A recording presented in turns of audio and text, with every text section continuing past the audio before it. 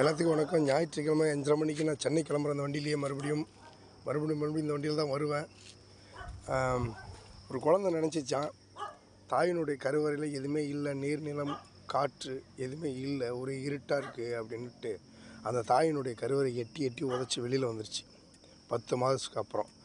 அது வந்ததுக்கப்புறம் தான் தெரியுது, நீர் நிலம் காற்று எல்லாமே எளியில் இருந்தும் இந்த உலகம் நமக்கு நரகமாக தான் தெரியுது.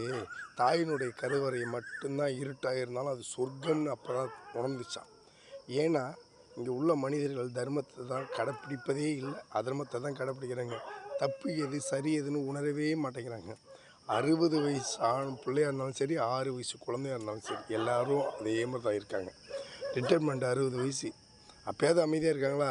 அப்போ தான் அமைதியாக இருப்பாங்க போல இருக்குது.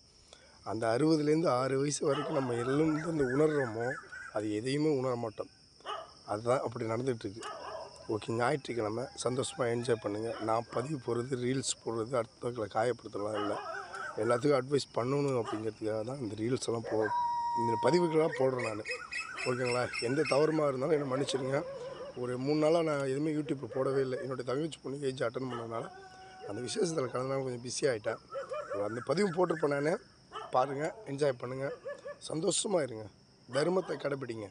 அதர்மத்தையும் கையில் எடுக்கணும் தான் இல்லைன்னு சொல்ல, ஒரு நேரத்தில் தான் எடுக்கணும், ஒரு நேரத்தை விட்டுருங்க. ஓகே.